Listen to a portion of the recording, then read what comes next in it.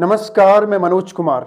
अभी हाल ही में Jammu Kashmir high court एक रिव्यू पिटीशन का मामला देखती है, जिसमें एक महिला 3 साल से केस लड़ रही होती है। जब इस मामले की सुनवाई चल रही होती है, तो अदालत का ध्यान जिस पॉइंट की तरफ जाता है, वो अपने आप में काबिले तारीफ है। इस मुकदमे की सुनवाई करने वाली बेंच में शामिल जस्टिस विनोद चटर्जी कौल ने कहा कि आज के दौर में भी एक महिला को तलाकशुदा या डिवोर्सी कहकर संबोधित करना शर्मनाक है। तमाम अर्जियों में, कोर्ट के कागजातों में, तरह तरह के डॉक्यूमेंट्स में एक महिला को इस तरह के शब्दों से संबोधित करना जैसे कि वो उसका सरनेम हो, ये सरासर गलत है। जेएनके कोर्ट ने बिना किसी भेदभाव के यहां तक कह डाला कि अगर पुरुष के मामले में भी अगर किसी पुरुष को डिवोर्सर कहकर संबोधित किया जाता है तो यह भी सरासर गलत है। इसके साथ ही जस्टिस कौल ने सभी लोअर कोर्ट्स को यह निर्देश दिया कि वे अपनी सभी अर्जी में, एप्लीकेशंस में या फिर कोर्ट से रिलेटेड जो भी डॉक्यूमेंट्स होते हैं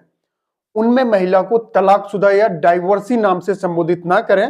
वो डाइवोर्सी पार्टी लिखने के बजाय या डाइवोर्सी पार्टी बोलने के बजाय कोर्ट में उस महिला को उसके नाम से संबोधित कर सकते हैं, क्योंकि डाइवोर्सी या तलाकशुदा उसका सरनेम नहीं है। यहां तक कि जम्मू कश्मीर कोर्ट ने स्पष्ट हिदायत दी कि अगर इस तरह की अर्जी या अपील कोर्ट में दिखाई देती है जिसमें कि महिला को डाइवोर्सी पार्टी करके संबोधित किया जाता है या तलाकशुदा बोला जाता है, तो उस अर्जी को या उस अपील को तत्काल रद्द कर दिया जाएगा। दरअसल अदालत एक 3 साल से चल रहे मुकदमे में रिव्यू पिटीशन पर अपना फैसला सुना रही होती है, तो इसी में अदालत का मेनली जस्टिस विनोद चटर्जी कौल का इस ओर ध्यान जाता है कि एक महिला के लिए बार बार इस तरह के शब्दों का संबोधित किया जाता है, तो वहीं पर वो इस तरह के इंस्ट्रक्शन देते हैं सभी लोअर कोर्ट्स को और सभी वकीलों को कि इस तरह के शब्दों का इस्तेमाल ना करें।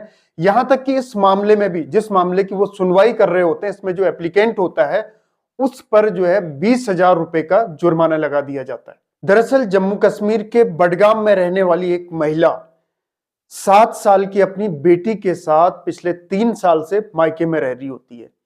3 साल पहले उसका पति उसको तलाक दे देता है। इसके बाद से वो लगातार कोर्ट के चक्कर काट रही होती है। इस महिला के इस केस पर चाहे अंतिम निर्णय जो कुछ भी हो, लेकिन फिलहाल जेएनके कोर्ट के इस फैसले से वो काफी खुश है।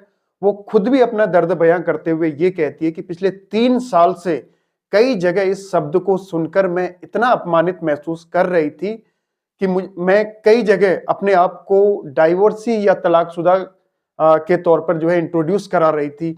यहां तक कि मैंने खुद ये मान लिया था कि मेरी पहचान एक डाइवोर्सी के अलावा और कुछ भी नहीं है। ये शब्द लगातार मुझे चुभता रहता था। अब कोर्ट के इस फैसले के बाद मुझे काफी अच्छा महसूस हुआ है। बडगाम की ये महिला कोई पहला उदाहरण नहीं है, बल्कि देश में ऐसे हजारों उदाहरण हैं जब किसी महिला को कोर्ट्स में या फिर दूसरे तीसरे किसी अन्य प्लेटफॉर्म पर इस तरीके से संबोधित किया जाता है जहां पर वो खुद को अपमानित महसूस करती है। उसे लगने लगता है कि शायद उसकी कोई व्यक्तिगत पहचान नहीं है।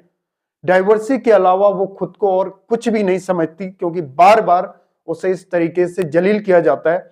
तो जेएनके कोर्ट का ये निर्णय अपने आप में काफी सराहनीय है। वाकई अगर देखा जाए तो तलाक आज भी हमारी सोसाइटी में जिस तरह से देखा जाता है वो बेहद शर्मनाक है।